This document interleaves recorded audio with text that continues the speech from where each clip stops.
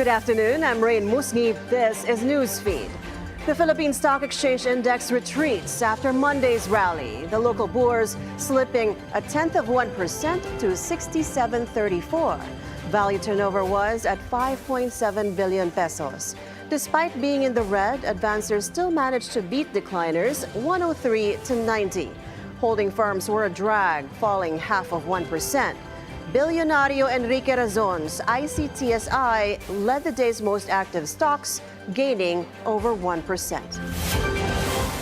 The Philippine government slashes its growth target for 2024, but broadens the target range for the coming years. This amid what it says are shifting domestic and global challenges.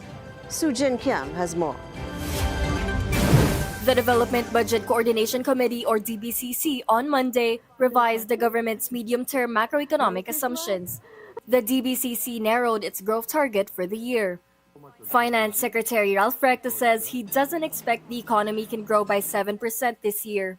Because of so much uncertainty, we thought it best to widen the band from a low of 6 to a high of 8.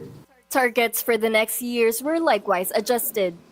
The growth assumptions for 2025 to 2028 have been given a wider band of 6 to 8%, reflecting the anticipated impact of structural reforms and evolving domestic and global uncertainties.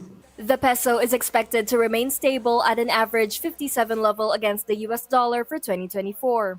This is not unique to our currency, and it's actually a story of a strong US dollar. Now,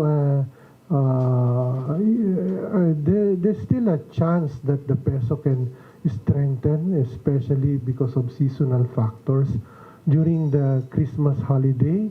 And we are also expecting that there will be support for the peso in line with the fundamentals, including sustained growth of remittances. It is expected to broadly stabilize at 56 to 58 peso against the US dollar for 2025 and 55 to 58 pesos against the USD for 2026 to 2028. BSP Deputy Governor Francisco Daquila Jr. says the BSP is expecting remittances to grow by 3% annually, reflecting their expectation that over the medium term, the peso will continue to be broadly stable.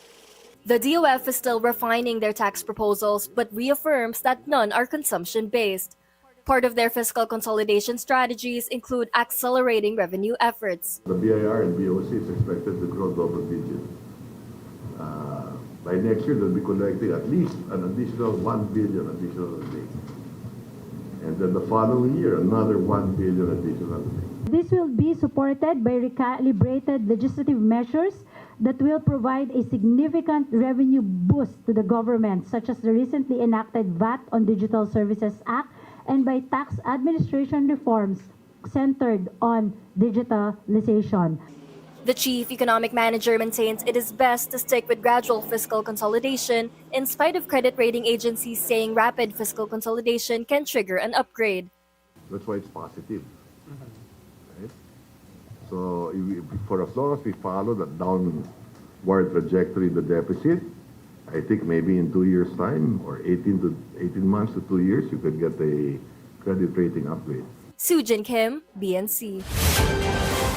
The Trade Department believes the Philippines is unlikely to be affected by potential tariff hikes under the incoming Trump administration. DTI Undersecretary Seferino Rodolfo says trade ties between Manila and Washington are balanced and healthy. He explains countries with significant trade deficits with the U.S. are more likely to be targeted for additional tariffs. Rodolfo adds the DTI, alongside Secretary Frederick Go, Special Assistant to the President for Investment and Economic Affairs, is actively engaging with Washington to strengthen economic ties and prepare for the changes under a Trump presidency. And before we go, here are today's market winners and losers.